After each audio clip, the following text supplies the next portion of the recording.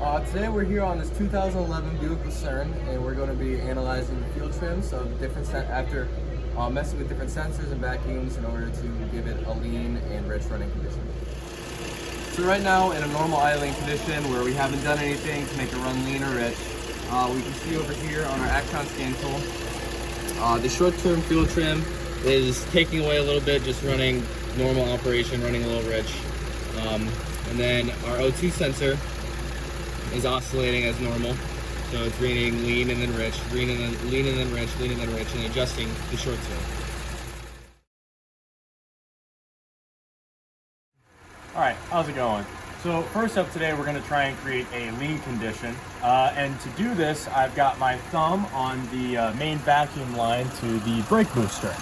So what I'm going to do is I'm going to slowly let my thumb off so that it sucks in more air into the system and makes it run in a leaner condition.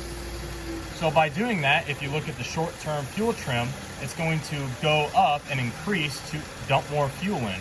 So as you see right now, it's running at like 18, 15. Yeah, and it's kind of following that. But then when I put my thumb back over it, it goes back down.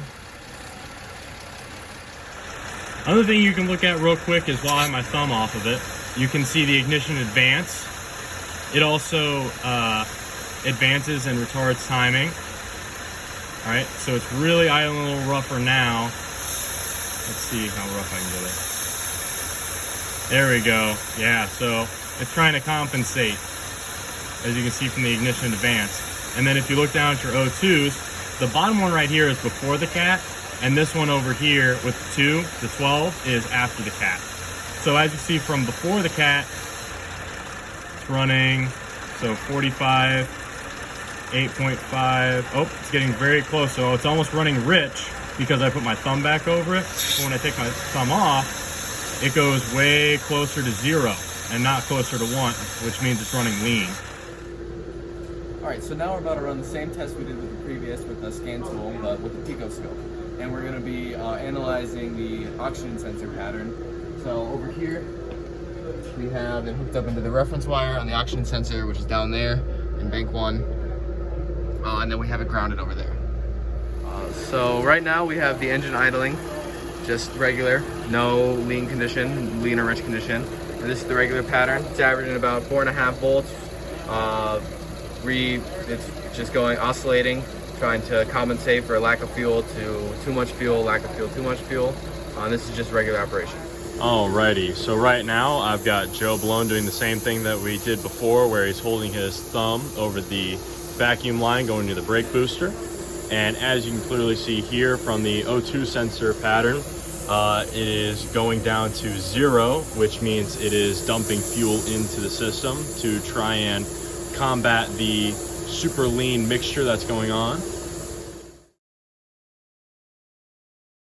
All right, so in a continuation from our last video on how to make this run in a lean condition, we are now doing it in a rich condition. So right now, as you can see from our short-term fuel, it is taking fuel away because before I had this in here and then I plugged it up.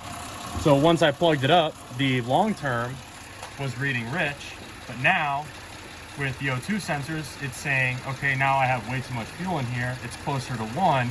So now the short term is taking away fuel because I've plugged up the problem. Now that we got the ratchet in there, it's going to be compensating and trying to make a richer air fuel mixture. Right here you can see that at the beginning. It was up at a higher voltage since it is compensating for the lean mixture that was running beforehand and now dumping fuel in there.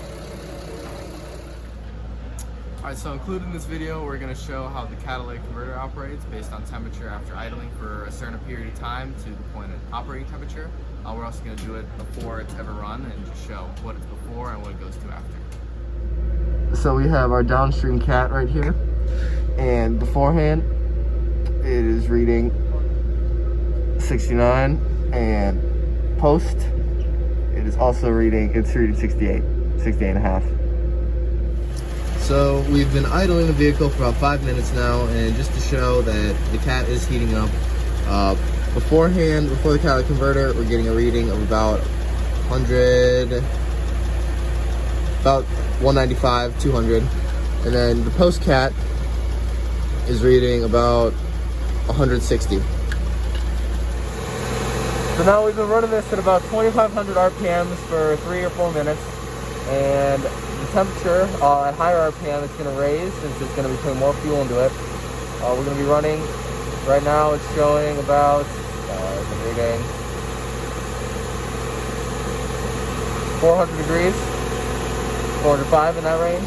And post cat, we're showing about 383.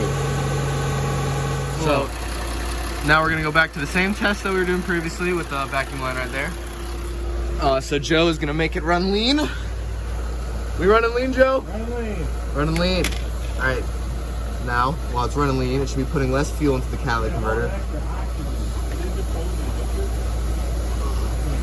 So we're running at about 418, 440, and then post, we're running about 337.